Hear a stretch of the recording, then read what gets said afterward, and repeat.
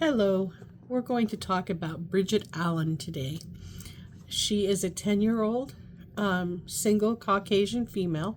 She resides with her mother, stepfather, brother, and half sister, who is 1.5. Just recently, they have found out that they are expecting another baby. She has visitation with her biological father and his wife and step siblings. She's going to be going into the 5th grade in the fall. She's a good student.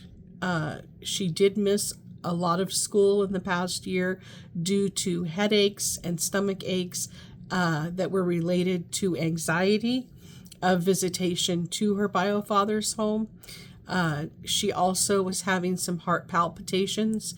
They took her to her primary care provider. She did wear a heart monitor, and right now they're believing that these were somatic physical symptoms due to her high level of anxiety.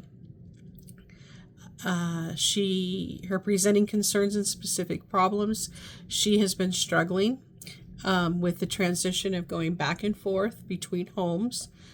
She has shown signs of separation anxiety, especially when she is separated from her primary home, which is her mother, her stepfather's home. Client's fear of visitation to biofather's house has increased during our sessions. Mom and stepdad report client is expressing her continued and escalated fears in the home as well. They see it. The symptoms are she will have meltdowns, she will cry, and just want to be alone in her room. Client's meltdowns are exacerbated, and she's expressing an increased sense of worthlessness. Client also appears to have lost weight, which they are working with the primary care provider on, and is experiencing again those physical symptoms that they're following up with the primary care provider to continue to have her health assessed, as well as following up with the therapy that we're doing. Cursory diagnosis: major depressive disorder, single event since severe, and generalized anxiety disorder. For the major depressive disorder, she scored a 25 on the PHQ-A, which is in the severe depressive symptoms. And she's depressed most of the day, nearly every day. Loss of interest and pleasure in doing things that she normally did enjoy doing.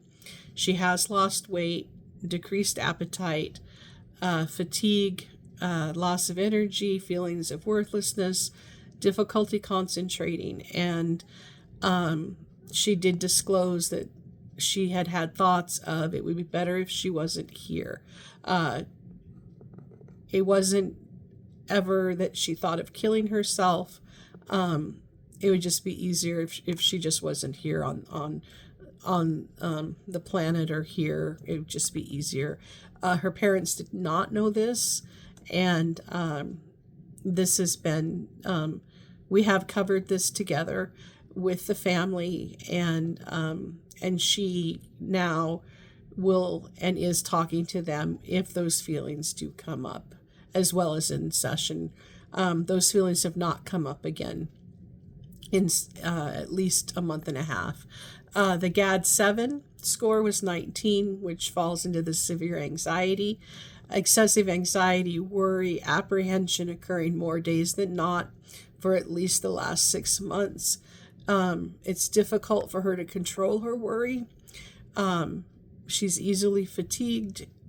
She has admitted to being irritable, muscle tension, and then difficulty concentrating. Physical health: headache, chronic pain, chronic fatigue. She did see a neurologist in Portland, and then the physical factors affecting would be the chronic headache, pain, fatigue, the heart palpitations, which again, is also being followed up with doctors and the health side of everything, as well as the work that's being done in session. Background history, stressors. Her biological dad yells. When client and sibling were little and mom was still with their bio dad, she would need to lock herself in a room for safety reasons. The biological dad would grab children from her, treating them like puppets. The client's biological father continues to drink during her visits to his home. He's sneaky about it, but she's getting older and she is noticing that he'll act differently.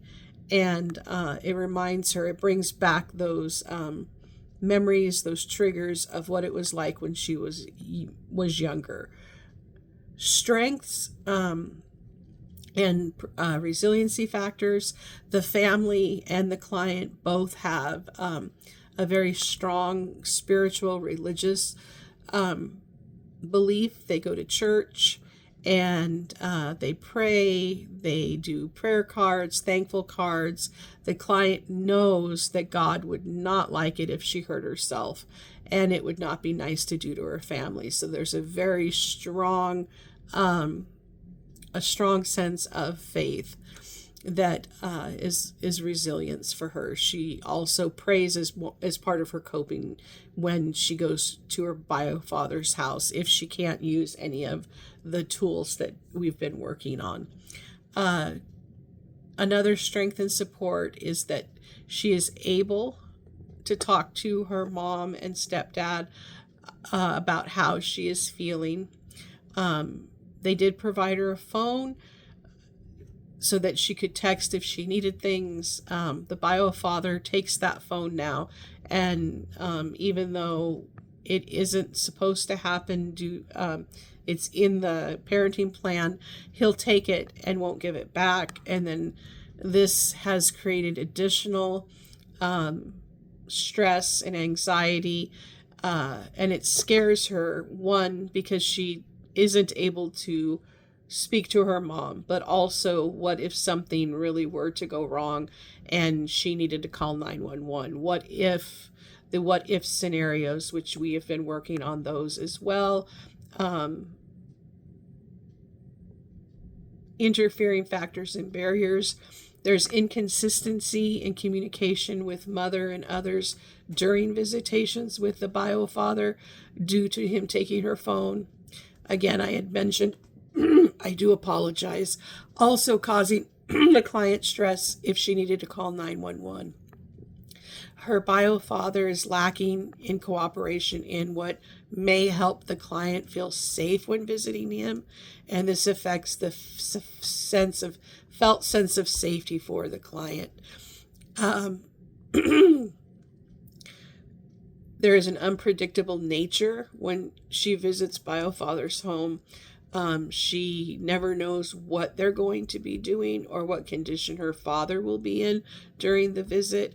He is remarried. She has the stepmom and the step siblings, but bio dad and stepmom often split up. Bio mom or stepmom will leave. Stepmom's presence is a security for the client. It does provide a sense of feeling a little more safe and having a buffer in the home. Identify theories why. So as a clinician, been using cognitive behavior therapy that has been assisting the client in learning and practicing and using coping skills during session. The client and clinician, we've worked on creating a coping toolkit that she can take with her to visits. Again, I really apologize where she may need it.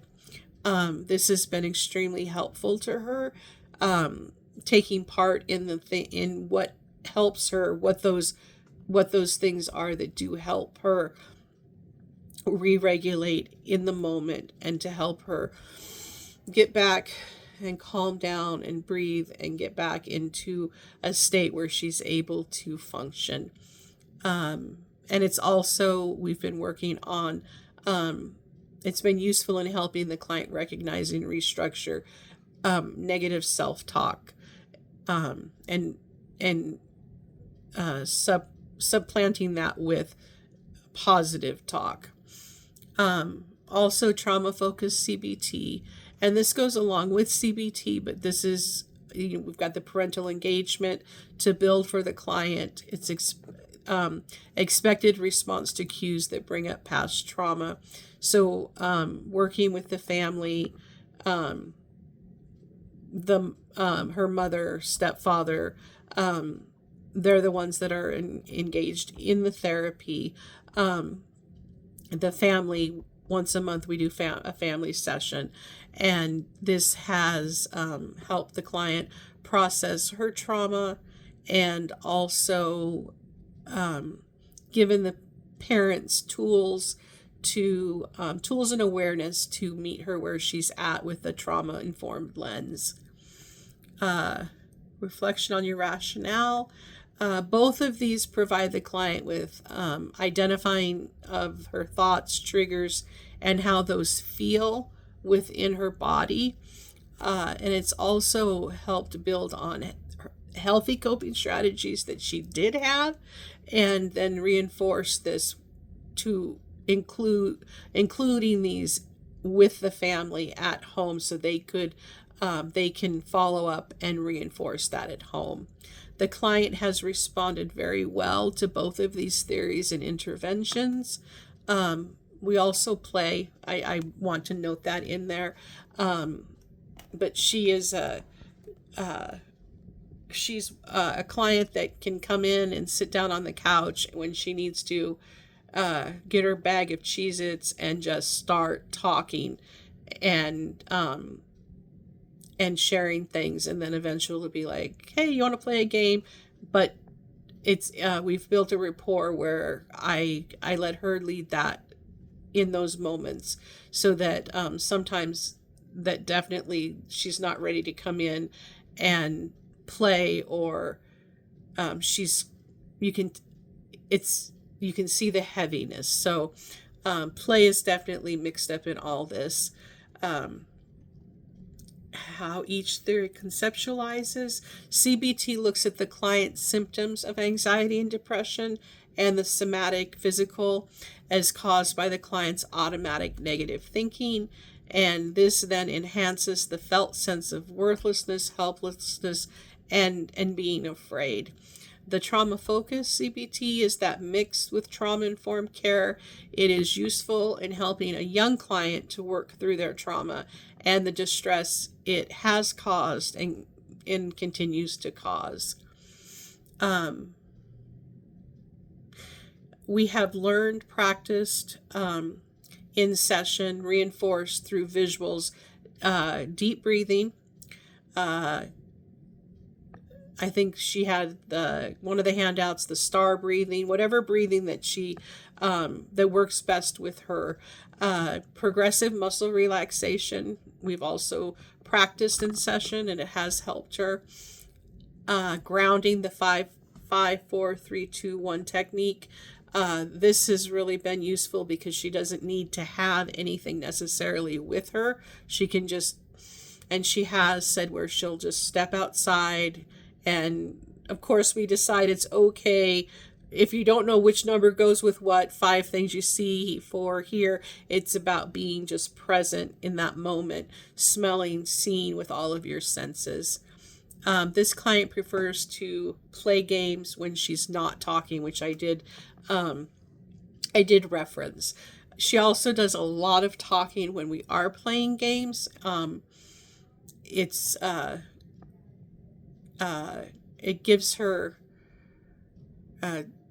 that time to be more of a kid, and but I do follow her lead. The client does and is increasing her ability and openness to express and identify her emotions based on her trauma. She's working on finding things that relax her and provide a safe space place to help move through the emotions she experiences. She has described, like, at home what that looks like, and then here at therapy. So thank you for listening, and bye.